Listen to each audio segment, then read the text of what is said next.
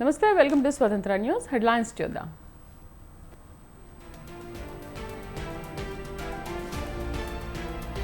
కాసేపట్లో పార్టీ నేతలతో ముఖ్యమంత్రి జగన్ భేటీ. తాజా రాజకీయ పరిస్థితులపై చర్చ, కౌంటింగ్ పై దిశానిర్దేశం.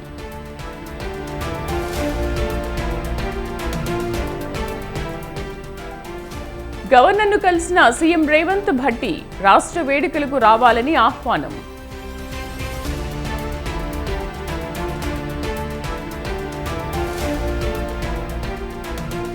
అత్యంత వైభవంగా తెలంగాణ ఆవిర్భావ వేడుకలు. పరేడ్ గ్రౌండ్స్, ట్యాంక్ బండ్ పరిసరాల్లో ట్రాఫిక్ ఆంక్షలు.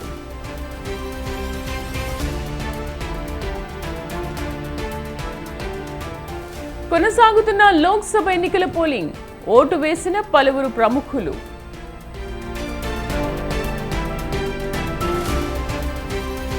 కన్యాకుమారిలో ధ్యానంలో మోదీ. మధ్యాహ్నం 3 గంటలకు ముగింపు.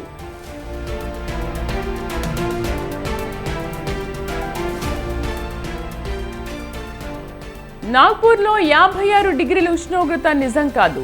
సెన్సార్ పని చేయకపోవడం వల్లే తప్పిదం జరిగిందన్న అధికారులు.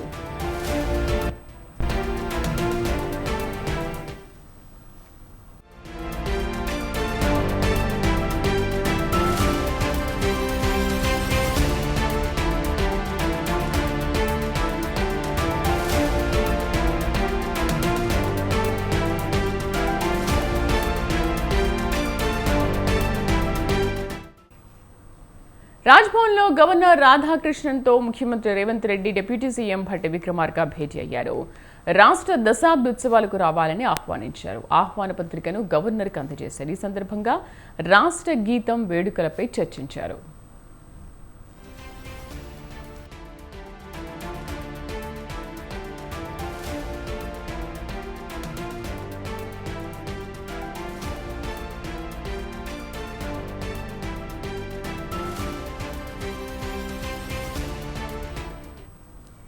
తెలంగాణ ఆవిర్భావ వేడుకలకు సర్వం సిద్ధం చేస్తోంది ప్రభుత్వం. రేపు పరేడ్ గ్రౌండ్స్, ట్యాంక్ బండ్ పై అవతరణ వేడుకలను నిర్వహించేందుకు ఏర్పాట్లు పూర్తి చేసింది. పరేడ్ గ్రౌండ్స్ లో సన్నాహక కవాతు నిర్వహించారు.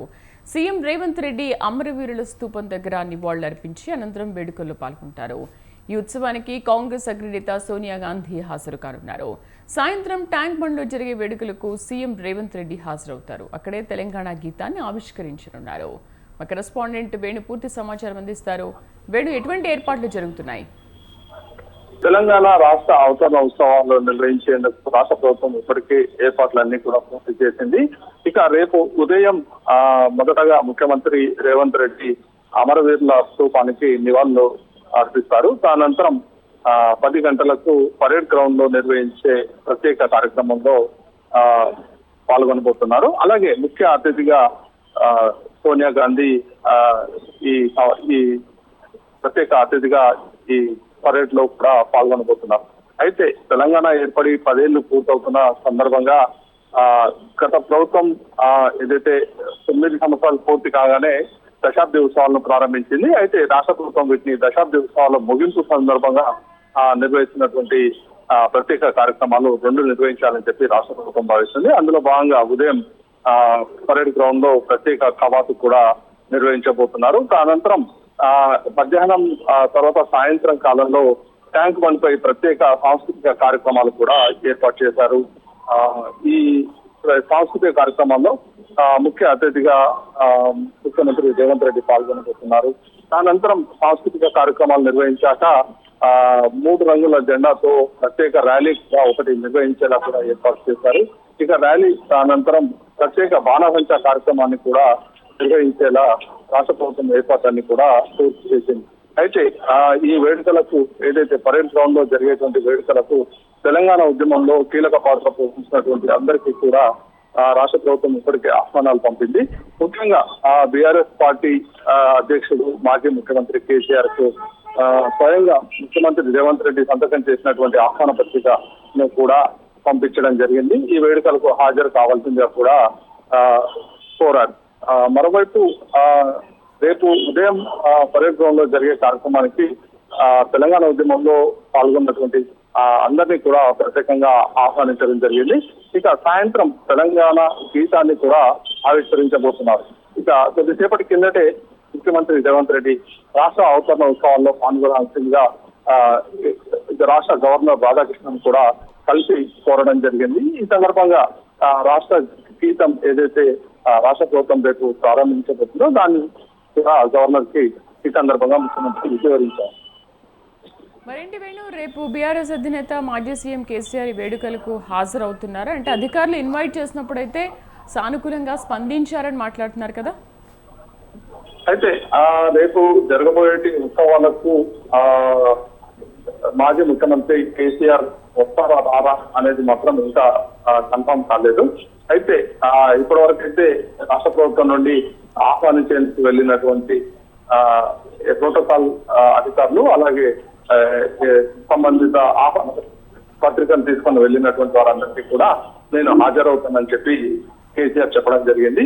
ఇక మరోవైపు ఏదైతే ఇటు ప్రభుత్వం ఒకవైపు రాష్ట్ర అవతరణోత్సవాలు నిర్వహిస్తుండగా మరోవైపు బీఆర్ఎస్ పార్టీ కూడా ఈ రోజు రేపు ఎల్లుండి కూడా ప్రత్యేక కార్యక్రమాలను నిర్వహించబోతుంది. అయితే ఇందుకు సంబంధించి రేపు మాజీ ముఖ్యమంత్రి కేసీఆర్ హాజరవుతారా లేదా అనేది మాత్రం రేపు గురించేలాము. Right Venu, thank you.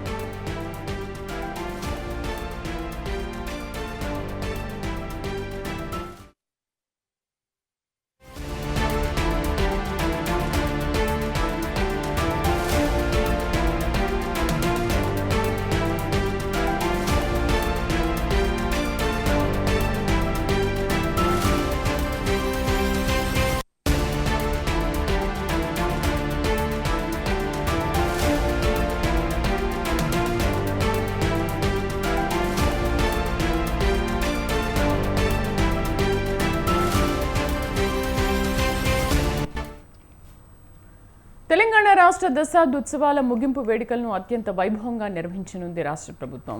ఈసారి ఉదయం సాయంత్రం 2 పూటల ఘనంగా వేడుకలకు ఏర్పాట్లు చేశారు. రేపు ఉదయం 9:30 గంటలకు గన్ పార్క్లో అమరవీరుల స్తూపం వద్ద ముఖ్యమంత్రి తెలంగాణ రాష్ట్ర సాధనలో అమరులైన వారికి నివాళులు అర్పిస్తారు. ఉదయం 10 గంటలకు పరేడ్ గ్రౌండ్స్లో ముఖ్యమంత్రి జాతీయ పతాకావిష్కరణ చేస్తారు. పోలీసు బలగాల పరేడ్, మార్చ్ పాస్ట్, వందన స్వీకార కార్యక్రమం ఉంటుంది. తెలంగాణ రాష్ట్ర అధికారిక గీతాన్ని ఆవిష్కరిస్తారు. అనంతరం కాంగ్రెస్ అగ్రనేత సోనియా గాంధీ మాట్లాడతారు. ముఖ్యమంత్రి రేవంత్ రెడ్డి ప్రసంగిస్తారు. తర్వాత పోలీస్ సిబ్బందికి ఉత్తమ కాంటిజెంట్లకు అవార్డులను ప్రదానం చేస్తారు. అవార్డు స్వీకర్తలతో ఫోటో సెషన్ అనంతరం కార్యక్రమం ముగుస్తుంది.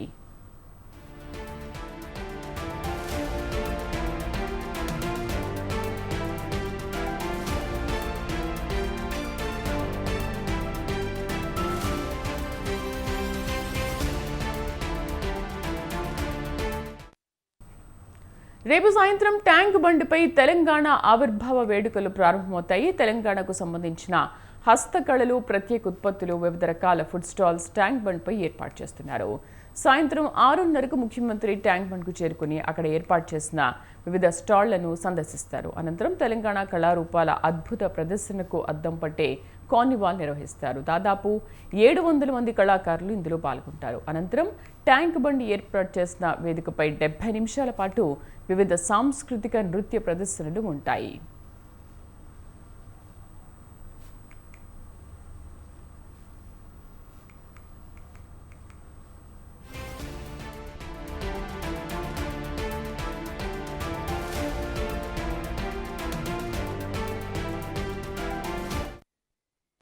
ఇక స్టేజ్ షో అనంతరం జాతీయ జెండాలతో ట్యాంక్ బండ్పై ఇటు చివరి నుంచి అటు చివరి వరకు భారీ ఫ్లాగ్ వాక్ నిర్వహిస్తారు. దాదాపు 5,000 మంది ఇందులో పాల్గొంటారు. ఈ ఫ్లాగ్ వాక్ జరుగుతున్నంతసేపు జయ జయ హే తెలంగాణ ఫుల్ వర్షన్ గీతాన్ని విడుదల చేస్తారు. అదే వేదికపై తెలంగాణ కవి శ్రీ అందశ్రీ, సంగీత దర్శకుడు శ్రీ ఎంఎం కీరవాణికి సన్మానం చేస్తారు. రాత్రి 8:50 పాటు 50 నిమిషాలకు హుజన్ సాగర్ మీదుగా ఆకాశంలో రంగుల విరజిమ్మేలా బాణాసంచా కార్యక్రమంతో వేడుకలను ముగిస్తారు.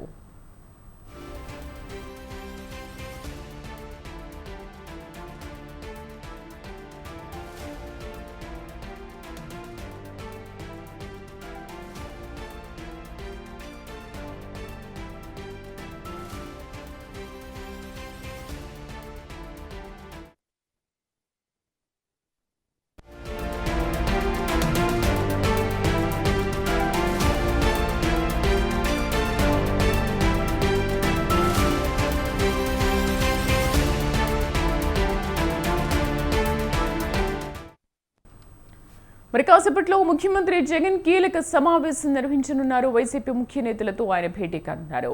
15 రోజులుగా ఆయన విదేశీ పర్యటనలో ఉన్నారు. ఇవాళ తెల్లవారుజామున తాడేపల్లి నివాసానికి చేరుకున్నారు. 15 రోజులుగా రాష్ట్రంలో జరుగుతున్న పరిణామాలను వైసీపీ నేతలు జగన్కు వివరించనున్నారు. రాష్ట్రంలో తాజా రాజకీయ పరిణామాలపై చర్చించే అవకాశం ఉంది. పోస్టల్ బ్యాలెట్ ఓట్లపై కేంద్ర ఎన్నికల సంఘం తాజాగా ఆదేశాలు ఇచ్చింది. దీనిపైన కూడా చర్చించే అవకాశం ఉన్నట్లుగా తెలుస్తోంది.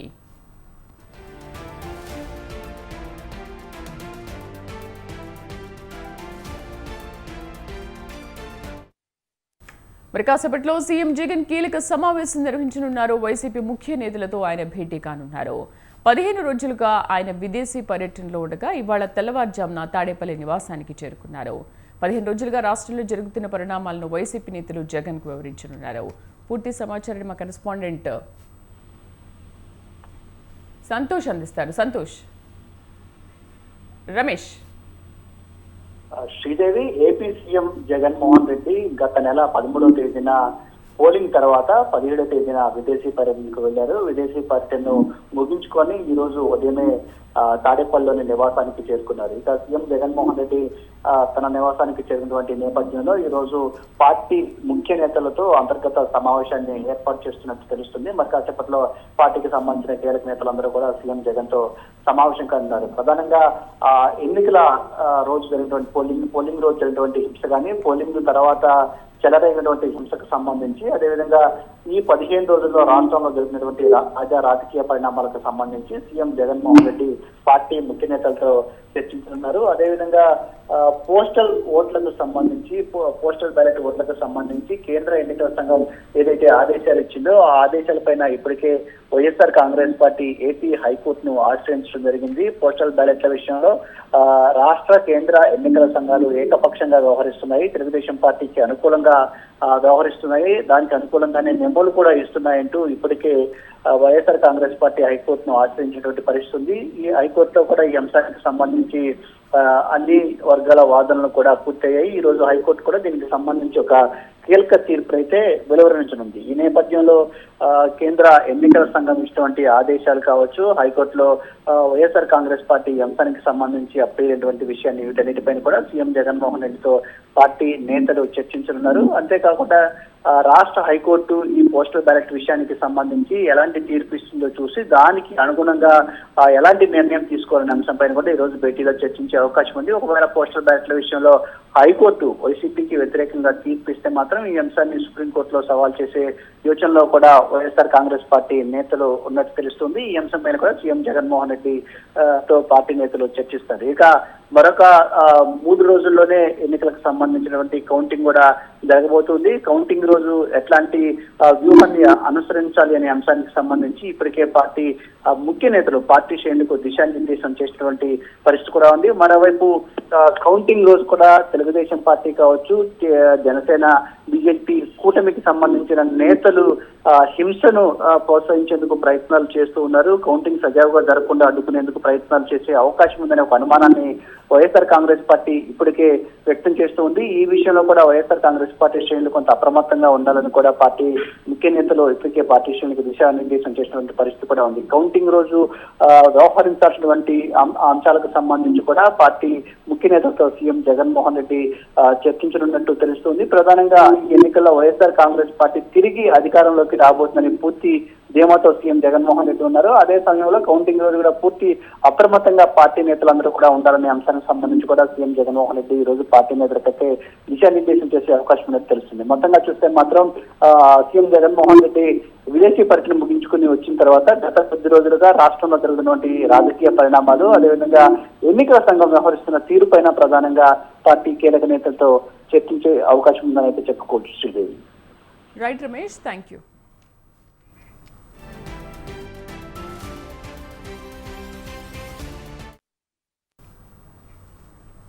పోస్టల్ బ్యాలెట్ రూల్స్ పై ఏపీ హైకోర్టు ఇవాళ తీర్పు ఇవ్వనుంది.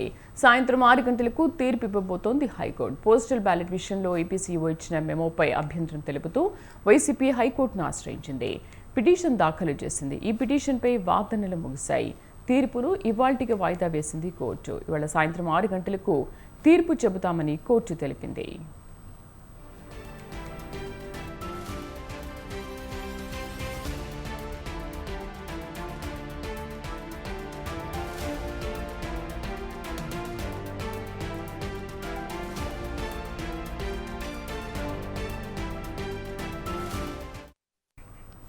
అయితే పోస్టల్ బ్యాలెట్ ఓటుపై సీల్ లేకున్నా చెల్లుతుందని ఈసీ చెప్పగా దాన్ని సవాల్ చేస్తూ వైసీపీ హైకోర్టుకు వెళ్లింది. ఇరుపక్షాల వాదనలు విన్న ధర్మాసనం తుది తీర్పును వాయిదా వేసింది.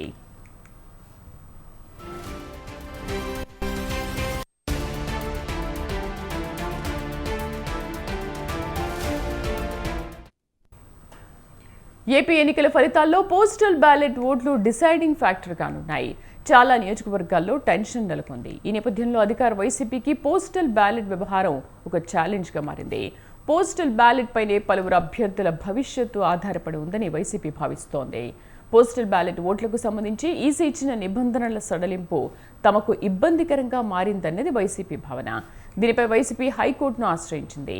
పోస్టల్ బ్యాలెట్ వ్యవహారంలో నిబంధనల సడలింపు ఈసీ రూల్స్కు విరుద్ధమని వైసీపీ తరఫు న్యాయవాది వాదనలు వినిపించారు.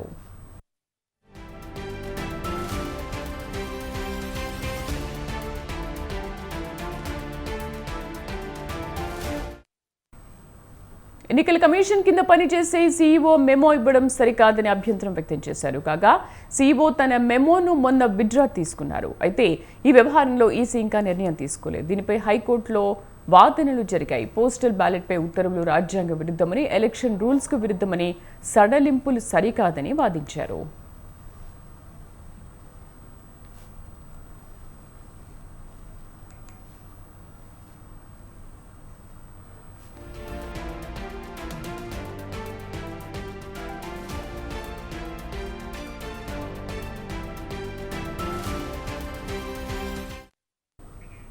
ఏపీలో కౌంటింగ్ దగ్గర పడుతున్న నేపథ్యంలో అనంతపురంలో కేంద్ర సాయుధ బలగాలు పోలీసులు ఫ్లాగ్ మార్చ్ నిర్వహించాయి. దీనికి జిల్లా ఎస్పీ గౌతమి సాలి ముఖ్య అతిథిగా హాజరయ్యారు. ప్రతి ఒక్కరూ ఎన్నికల నిబంధనలు పాటించాలన్నారు. పోటీ అభ్యర్థులు, ఏజెంట్లు కౌంటింగ్ సిబ్బందికి సహకరించి ప్రక్రియ సాఫీగా జరిగేలా కృషి చేయాలని చెప్పారు. కౌంటింగ్ సెంటర్ల వద్ద 144 సెక్షన్ అమల్లో ఉంటుందన్నారు. ఎవరూ గుంపులుగా ఉండరాదన్నారు. 30 పోలీస్ యాక్ట్ కూడా అమల్లో ఉందన్నారు. అనుమతి లేకుండా ఎవరూ ర్యాలీలు, సభలు, సమావేశాలు నిర్వహించరాదన్నారు. ఎవరైనా నిబంధనలు ఉల్లంఘిస్తే చట్టపరమైన చర్యలు తీసుకుంటామని ఎస్పీ హెచ్చరించారు.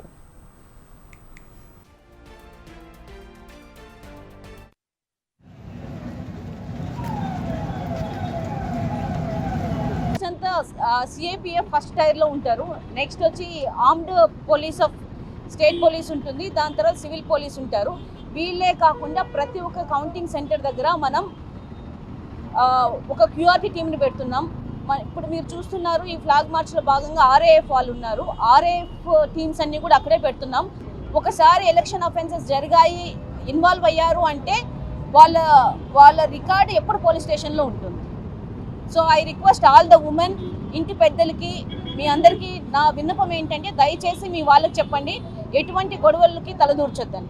మీకు ఏదైనా anybody have any problem, you can always approach police.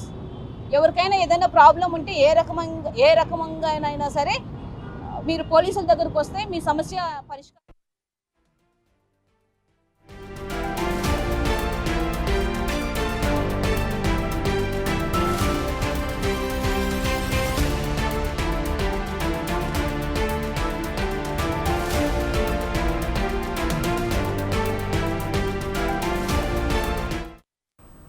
Hyderabad, సికింద్రాబాద్లో విదేశీ డ్రగ్స్ కలకలం రేపింది. 33 గ్రాముల మత్తు మందును పోలీసులు పట్టుకున్నారు. లాలాపేట పరిధిలో అమ్ముతుండగా 2 నిందితులను అదుపులోకి తీసుకున్నారు.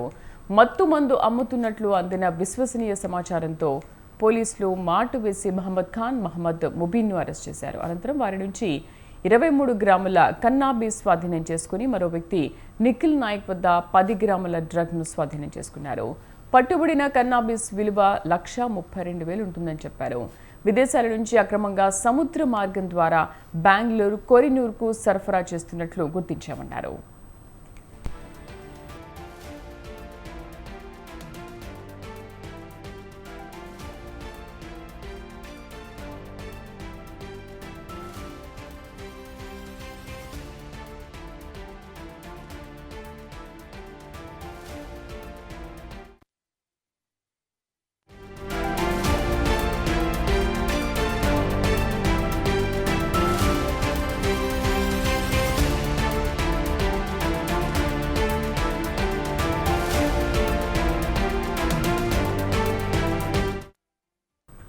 ఉద్యోగాలు ఇప్పిస్తానని చెప్పి 2 కోట్ల రూపాయలతో ఉడాయించిన సంఘటన మేడ్చల్ జిల్లా కుత్బుల్లాపూర్లో చోటు చేసుకుంది.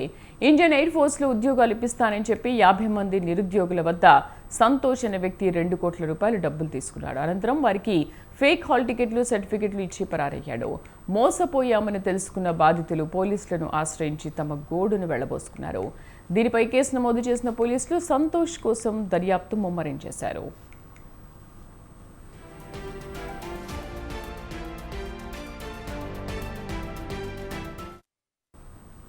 ఇది బులెటిన్ విశేషాలు. మరిన్ని అప్డేట్స్తో మరో బులెటిన్లో మళ్ళీ కలుద్దాం. Stay tune.